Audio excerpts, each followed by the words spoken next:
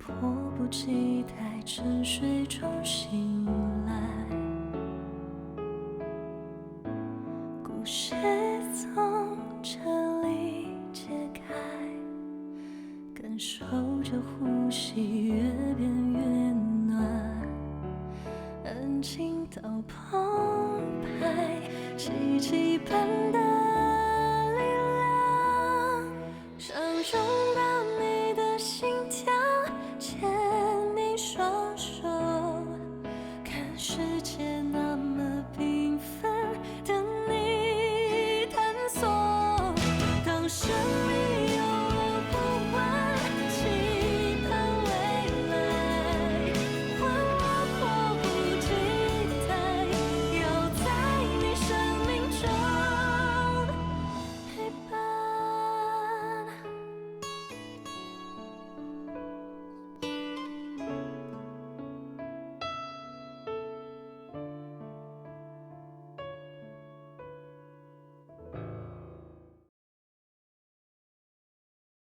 爸妈不在了，我就你一个亲人了，我就想等我安定了，把你接进城里，然后我帮着你找一个有技能的男人，让你的后半生过上幸福的生活。你都已经到城里了，我们两个在一起努力打拼几年，不要着急做决定好吗？那你告诉我哪儿是上，哪儿是下？我觉得送外卖挺好的呀，不都是靠自己的努力赚点辛苦钱吗？你现在是爱慕虚荣，你知道吗？这样迟早要吃亏。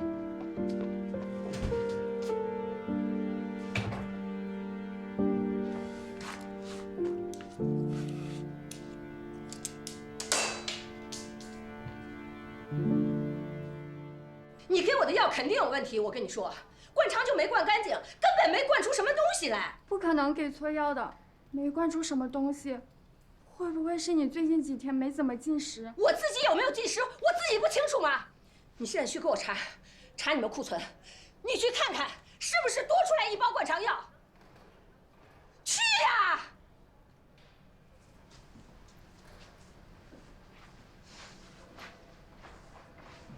连灌肠药都能找到攻击点。我提醒你，在术前你还有5、6项的检查 ，B 超、CT 有可能会看错，血常规有可能血样污染。上了手术台，手术的切口可能太大会太小。你要是一直这样的话，别做手术了，你走吧。我就不走，我要查清楚你们的每一个问题，我要救那些不知情的患者，我要让你们用每一种药、下每一针的时候都如坐针毡。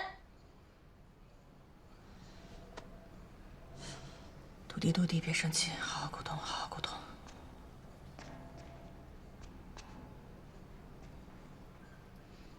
你又想骂我什么？来呀，我不怕，你们轮流上我都不怕。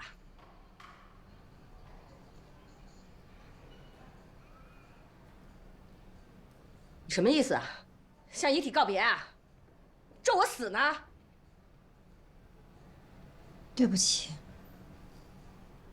你玩什么花样10年前，您被切错了卵巢。原本想切掉有卵巢囊肿的那一侧，以为这样就能怀孕了。没想到医生给你切错了。您这个手术不是在我们医院做的，做手术的这个医生也不是我们医院的医生。但是我还是想替那个粗心的医生跟您说声抱歉。他是欠我一句对不起，但是那不只是一个卵巢，那是一段婚姻，一个家庭，一个从希望变成绝望的破碎的女人。卵巢囊肿，理论上不用把卵巢全部都切除，所以从一开始他就是想图省事儿。我很难想象这10年你都经历了什么。我现在能做的，除了跟你说对不起，除了替他跟你道歉，我能做的就是在接下来的手术当中做自己能做的事儿。我希望你能来监督，但是我希望你能用好的心态来监督，不要总是骂人生气，这个情绪对你的身体真的不好。没用的，没用的。你不要在这儿跟我装好人，你们都走吧，出去。我瑶瑶，无论如何也不会放过这些庸医。出去。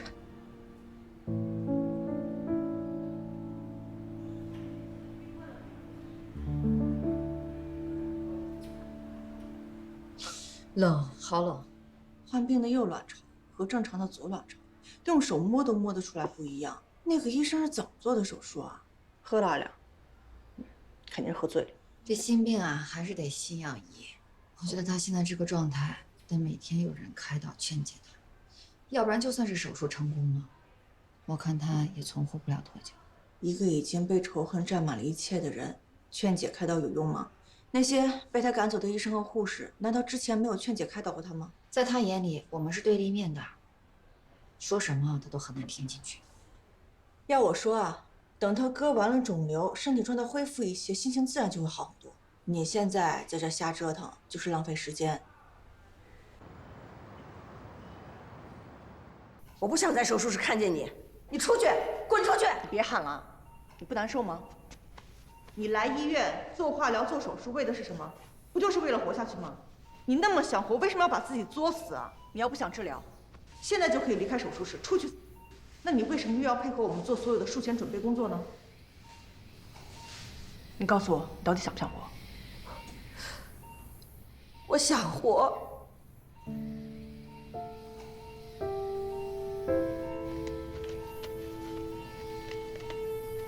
给他麻醉。好。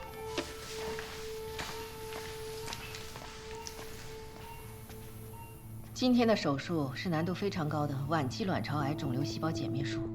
如你们所知，卵巢癌肿瘤细胞减灭术并不是单纯的全子宫、双附件、大网膜、阑尾、盆腹腔淋巴结的清扫，而且尽一切努力切除一切肉眼可见的病灶，包括转移灶，减少肿瘤负荷。我们还要照顾到患者有没有其他的人文需求。这位患者10年前一桩医疗事故让他失去了左侧的卵巢，他认为这是他以后所有悲剧的开端。所以他希望可以保住另外一个。今天我们的主刀医生是我院泰斗级的妇科肿瘤专家卢教授。卢教授，大家好，大家好。好，卢教授都请来了，这场手术真是千载难逢。这卢教授很厉害。要我说，你就应该回到你的国外去。像卢教授这样中国妇产科泰斗级的人物，你都不知道。卷地毯手术最出名的大家，谢谢你告诉我。可以开始了吗？生命体征平稳。手术时间早上9点15分。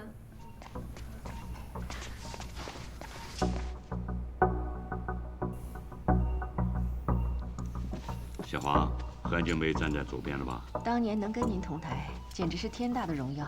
好久没站这边了，这一下倒是感觉自己年轻了10岁，回到过去了。这左边、右边还有什么讲究吗？卵巢卷地毯这样的大手术，需要2个主刀医生精密合作才能完成。一般上级医生站在右侧，黄主任年少得志，很久没有站过病人左边了。腹腔打开了，先取腹水。恶性肿瘤的第一个步骤就是进行全面探查，评估病变的范围。我来考考你带的小姑娘。现在腹腔打开了，为什么看不到大的网膜？肿瘤转移导致大网膜挛缩了。说的没错。卵巢癌的转移啊，就像在腹腔里撒了一把米，到处都是。肿瘤细胞减灭术需要尽最大的努力，切除一切肉眼可以看见的瘤子，有时候多的时候是几百个，上可到胃，下可到肠，都会布满大大小小的瘤子。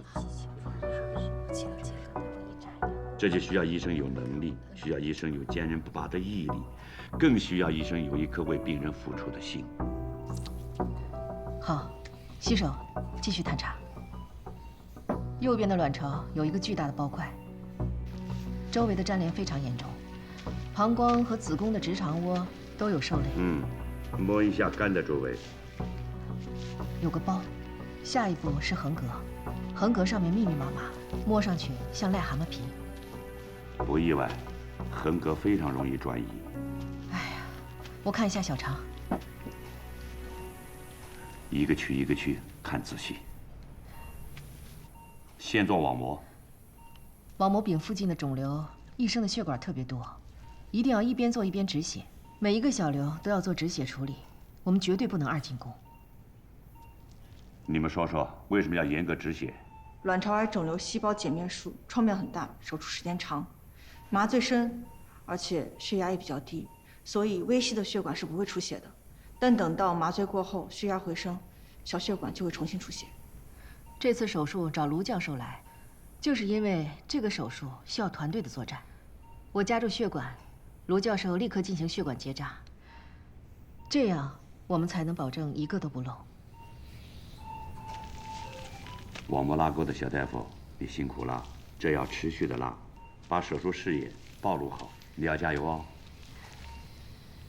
哎，干嘛使那么大劲儿啊？血管要被你拉开了。对年轻的医生来说，拉钩啊，就像修行一样，太紧了不行，太松了也不行。你们现在好，有这个超细刀，把这个肿瘤融化一吸就干净了。当年我的老师做手术的时候，那真叫硬割。来，充分暴露一下，我处理一下网膜。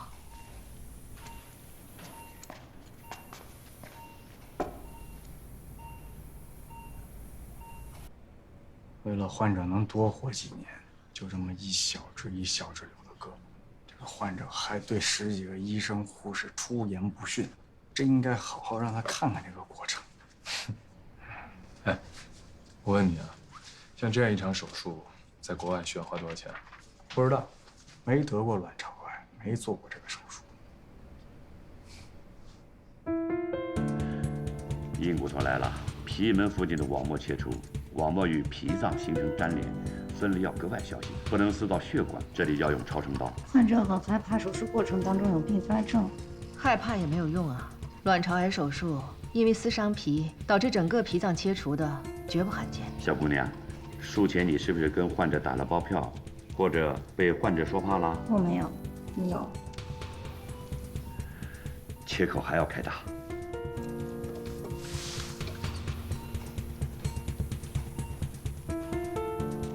贲门附近还有一个小瘤子，做到位了，要不要叫外科医生？我做就需要，卢教授做就不用了。太厉害了。当然了。听说杜弟你想做妇科肿瘤的医生，那就向着卢教授的方向前进吧。我只是你前进路上的一个路标而已。你太谦虚了，小姑娘，你要愿意跟我学，有什么事情尽管问我。谢谢卢教授。一场手术，又攀上了这么一个泰斗级的人物。我跟杜弟处了这么久，不知道他这么会爬。那你真是白处了，你都不知道他是靠自己的努力和能力才如此优秀。哼，哼。胃和脾脏部分的扫掉了，开始卷地毯了。要把长了肿瘤的腹膜像卷地毯一样卷干净吗？卢教授跟黄主任的搭配简直是2重奏，和谐、干净、流畅。这句话我没有任何意见。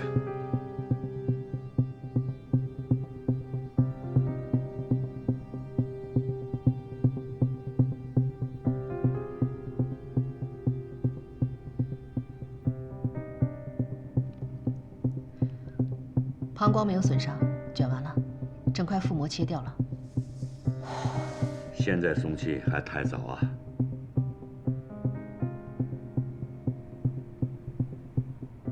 出血了，静脉破损了。别慌，拿一根5个0的血管缝线，最细的那种，沿路夹住然后缝合吗？对，给我一个尖的长镊子。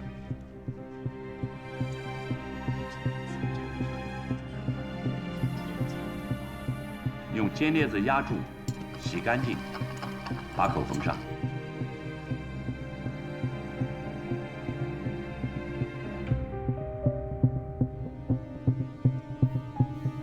看见了吗？5个0的线，你们一天想着做手术医生，血管能缝吗？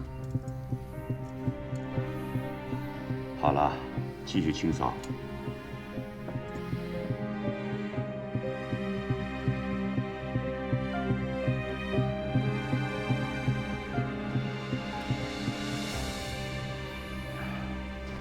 清完了，下面要请外科医生来切直肠。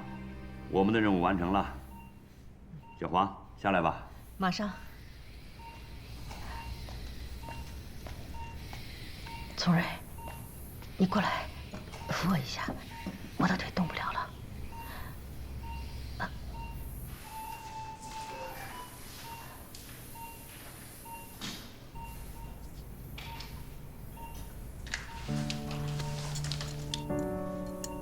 后生可畏啊！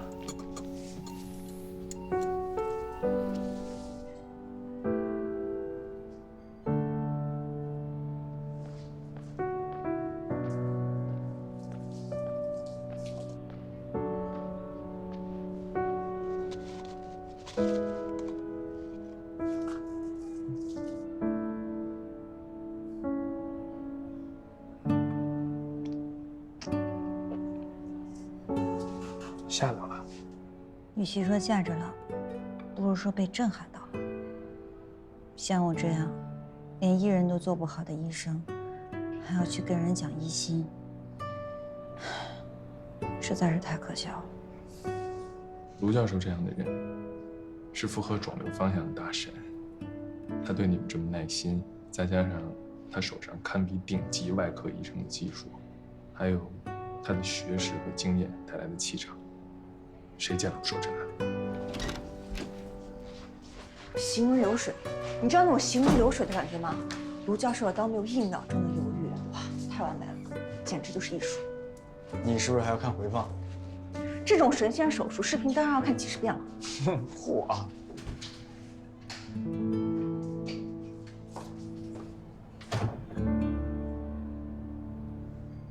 不喝饮料了，回病房吧。不是说买完饮料去吃饭？不想喝。看来他们两个对我们很不满意。不是的，是在瑶瑶这件事情上，我们俩总是吵架。对了，我要去看一下黄主任，他半天都没出来了。刚才下了手术台，就一直不太舒服，我得去看看他。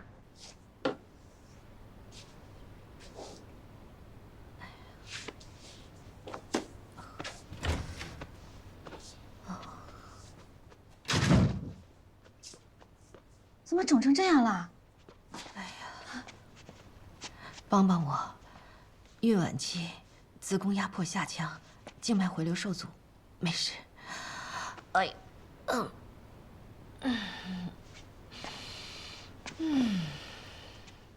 你不能再这么手术了，你最好还是请假休息。还是在医院比较开心。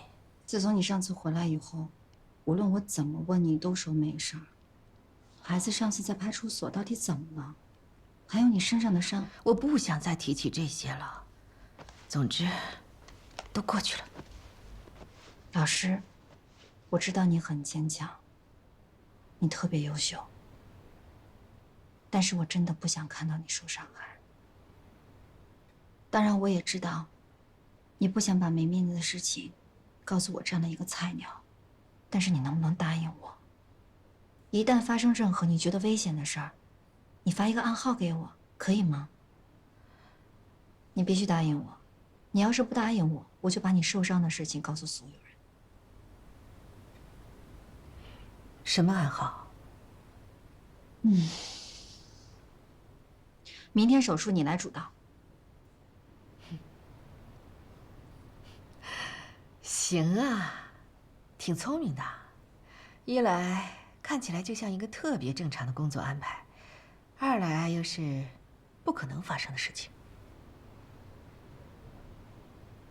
我真的很担心你，我总怕你身体出问题。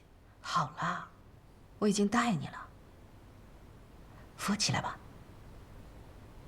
哎，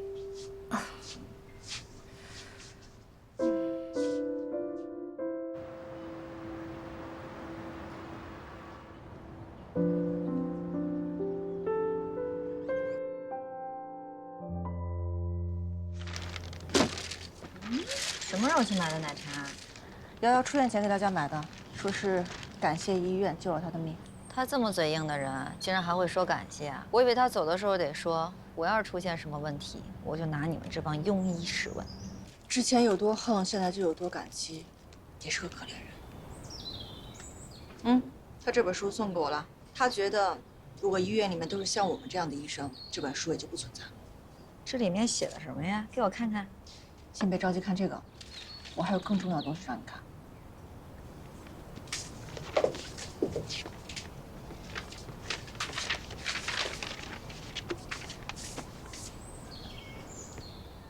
还要给我插优劣对比图，就是李军霄优劣对比图，左边是优点，右边是缺点，优点多还是缺点多，一目了然。多点你至于吗？我跟你说了，我俩没什么。还有，你这右边比左边多出2/3去，这人得有多坏啊？优点，高大，长相上佳，身体健康。从优生优育的角度来看，合格。智商中上，学位博士，跟你一样，也合格。缺点，将女性当成生育工具，祖传的重男轻女，不合格。对社会常有不公平感，极度自我，好对比，不合格。极度自负又极度自卑，虚荣好面子，不合格。大男说了。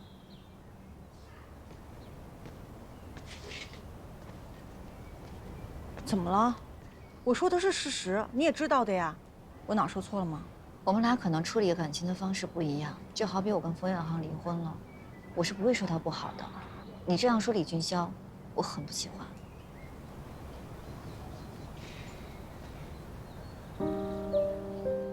我不是要报复他，我是担心你再被伤害。李军霄这个人，我太了解他了，他的缺点根深蒂固。我不相信一段感情可以改变一个人骨子里面的东西。也许是他以前遇到不对的人呢。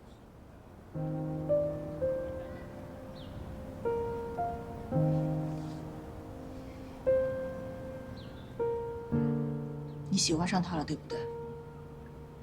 不然为什么一直替他说话？你还爱他对吗？不然你为什么那么介意？我可以非常确定地告诉你，我已经不爱他了。我们2个开始恋爱就非常冷静，一路走来也非常冷静。现在想想，我们可能只是为了在一起而在一起。直到跟他分手的时候，我才发现，其实我们2个追求的东西根本就不一样。也许你说的对，他遇上我是遇到了错的人。我今天跟你说这些，是怕你为了气冯远航而跟李军霄好。我不希望你再受第2次伤害了。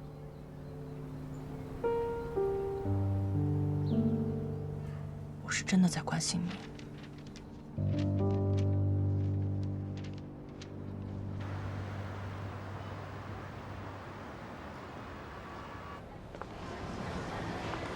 你这孩子，这么晚了还让人出来逛商场。我白天要上班，实在是没有空啊。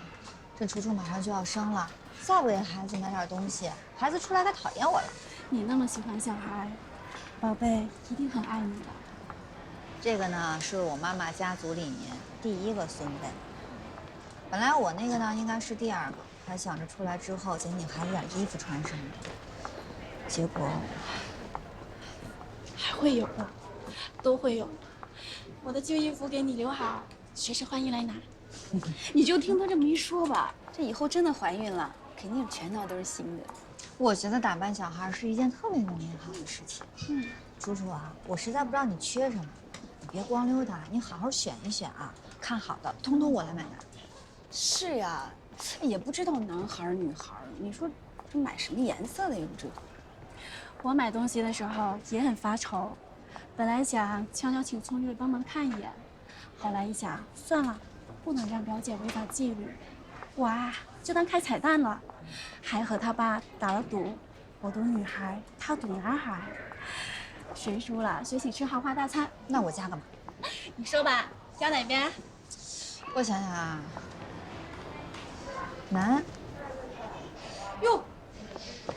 楚楚，你怎么了？怎么了？你哪不舒服？没事，最近有些胸闷，才做个产检，没什么问题。我听你妈说，你前阵子发烧了，可能是着凉感冒了，也不敢吃药，就硬挺了几天。哎呀，你赶紧去医院看看吧。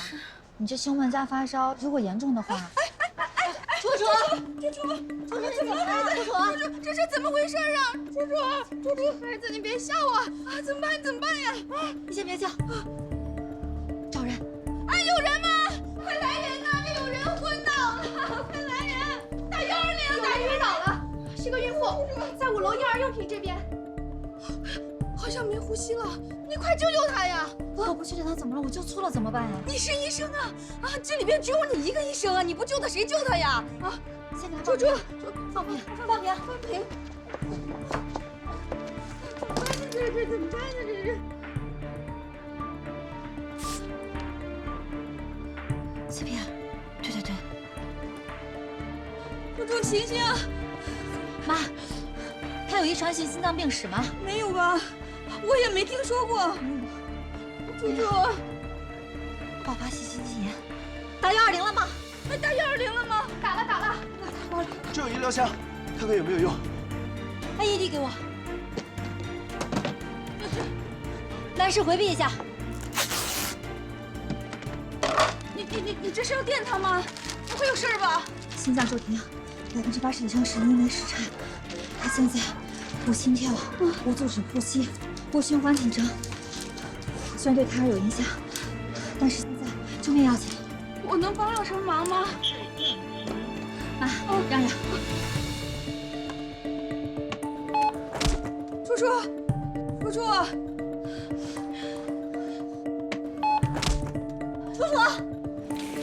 注意脚下。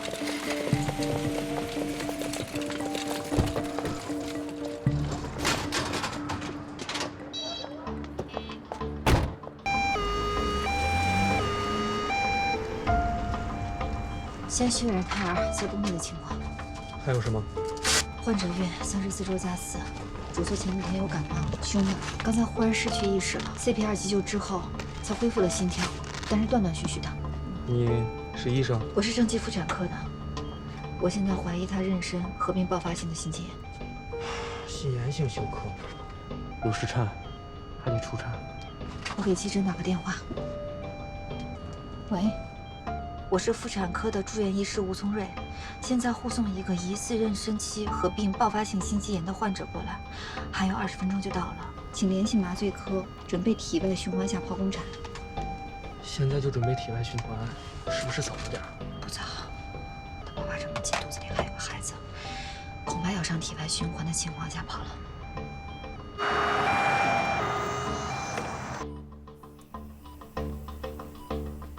情况非常严重，孕产妇绝对不能出事，她短时间内恢复性功能几乎是不可能的。再这样下去，器官会出现损伤的。尽快传我们 ICU 上ECMO吧。家属呢？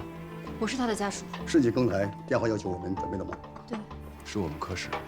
急救处理啊，安全到位，后续想的也很及时、很明确。上吧。我不是他直系家属。那直系家属呢？我签字吧，我是他表姐。苏瑞，你放心，副院长已经在来的路上。孕产妇出事就是大事，心内科的主任也马上到了。谢谢你，田主任。你做得非常好，处理得很冷静。去，陪妈妈出去休息一下。好。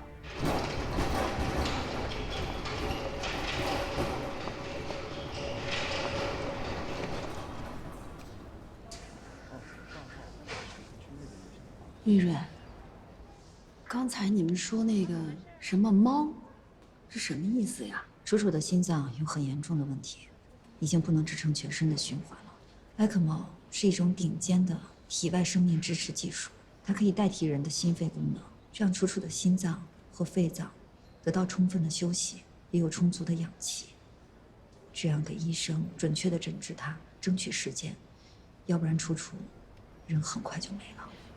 哟，这么严重呀，宝贝儿，妈妈第一次觉得女儿学医真好。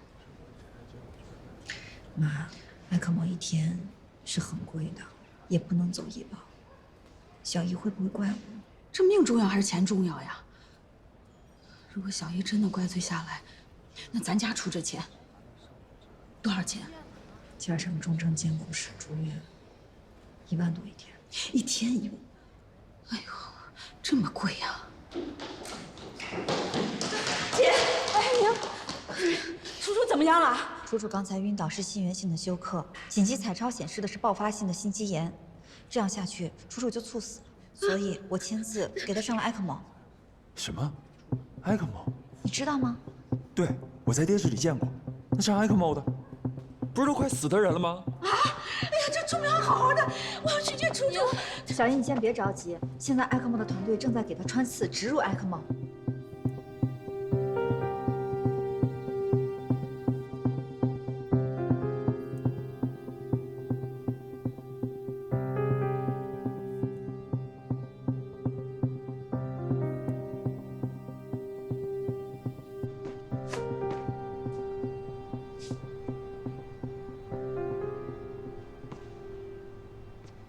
情况怎么样？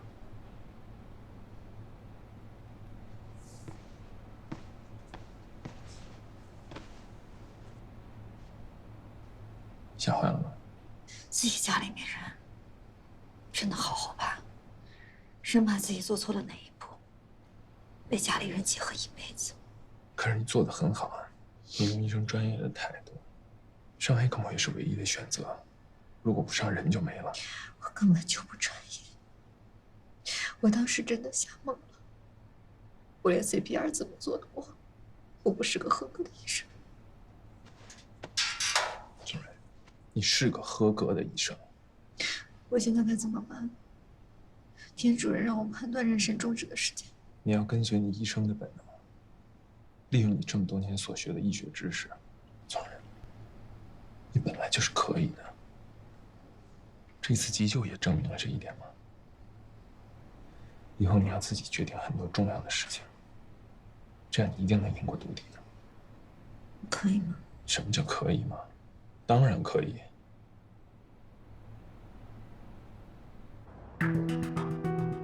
病毒性爆发性心肌炎，在埃克莫的支持下，我们给予了减轻心肌水肿、调节免疫、抗病毒治疗。现在患者的身体体征呢，已经逐渐平稳。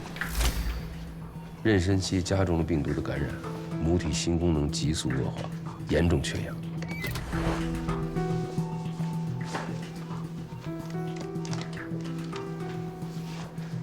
你算是家属吧？你可以吗？我的家人相信我，我也相信我自己。开始吧。黄瑞，放心吧，有我呢，我一定保护好孩子。谢谢。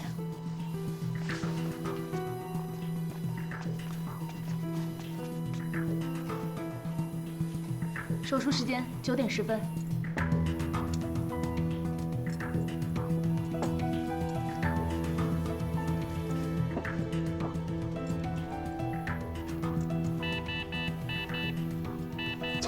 马上去找孩子。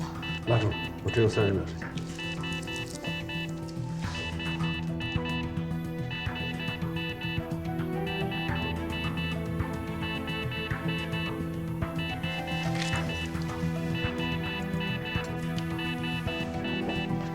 怎么样？早产，肺功能不全，还有其他健康。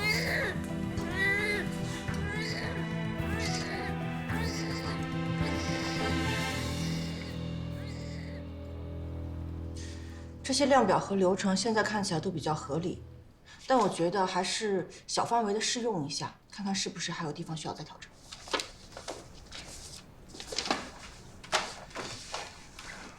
我想问你个问题。什么问题？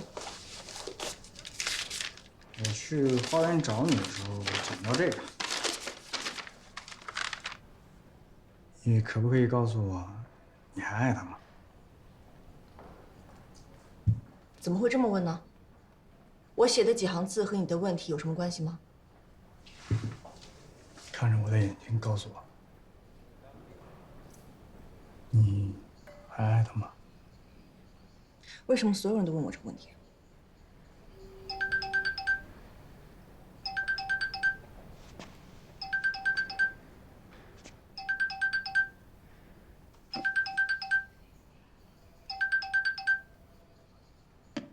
为什么不接啊？为什么要这样？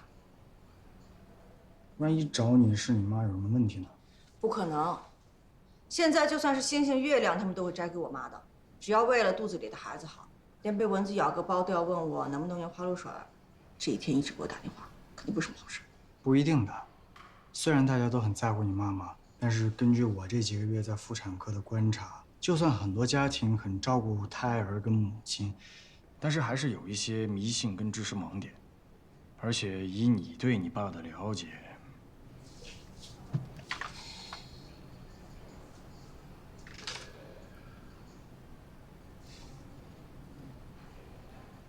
一直给我打电话，什么事啊？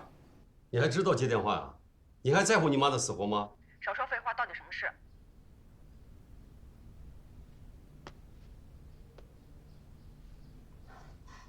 杜弟呀，我跟你爸回乡下奶奶家了，你奶奶想你了，你能不能回来一趟？他那个老封建老古板怎么会想我呢？你们到底想说什么啊？我都跟你说了，不要给这个没良心的打电话。杜弟，妈求你了，你回来一趟好不好？求什么求？挂了。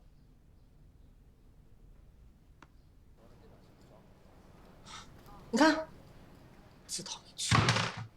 我怎么觉得你妈妈在求救呢？你之前说你奶奶不喜欢你和你妈妈，现在妈妈在那边，非叫你回去，会不会有什么问题？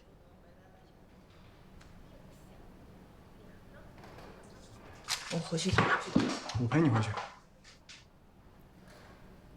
你陪我回去？嗯。干什么？怕你冲动，而且，作为你男朋友，不应该陪你回去吗？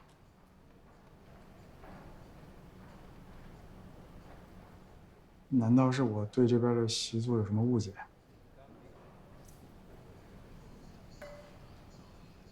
你要跟我回去见我爸妈吗？嗯。你见到我爸妈以后说什么？如果他们问到以后我们两个有什么打算，你怎么回答？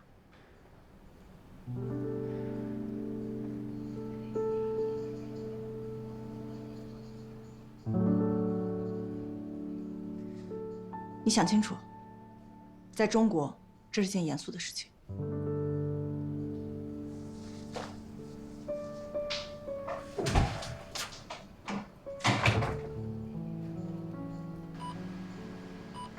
宝贝。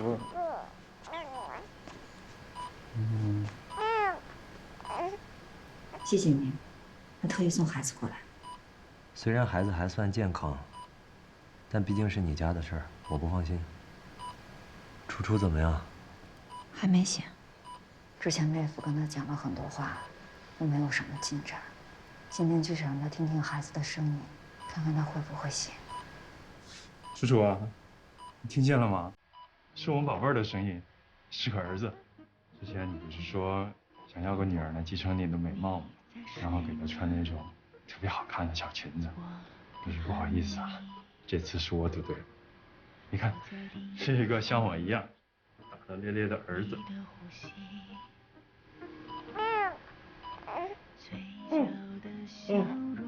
宝宝，你叫妈妈了吗？是你叫妈妈了吗？叫两声给妈妈听听。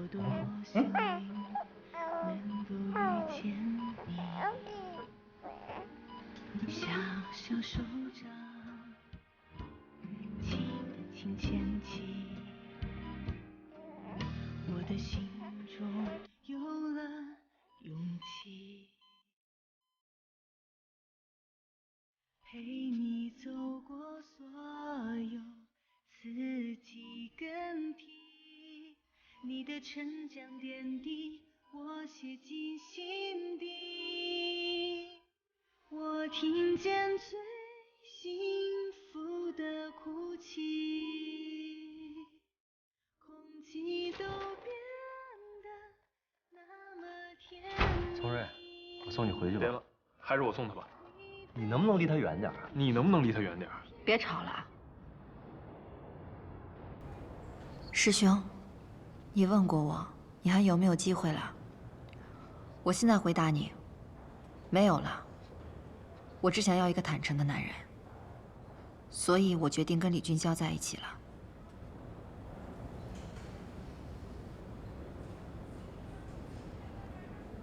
俊霄，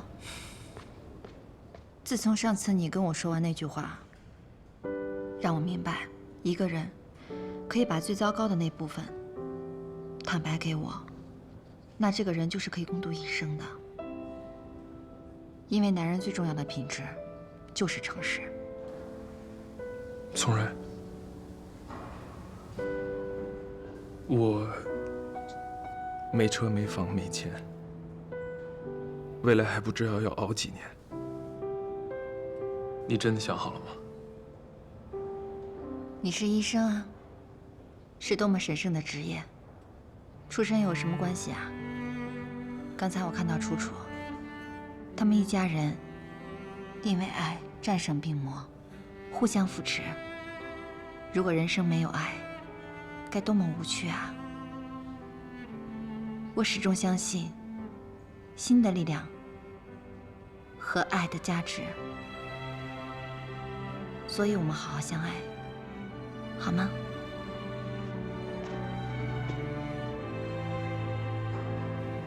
可以，当然可以。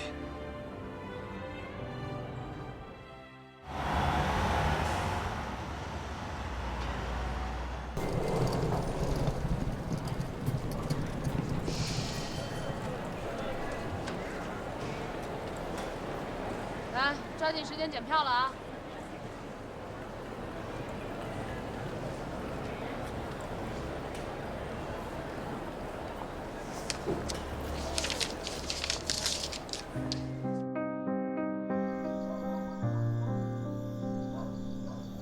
这杜弟呀，好几年没回来，越来越漂亮了，这是你的漂亮。我们也可以啊。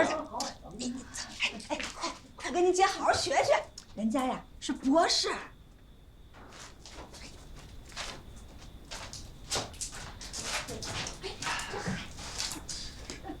这博士一个月赚多少钱呀？怎么着也挺多了吧？没有，他还不是正式医生。念了这么多年的书，还不是正式医生啊？人家杜门蛋的女儿读了几年的护校，毕业工作好些年了。还是读护校划得来，上班早。这女孩子读书读多了也没什么用。哎呀，你看有几个读书少的最后发展的好的嘛？我们杜弟啊，以后要往上升职的，对，越升越高，越有前途。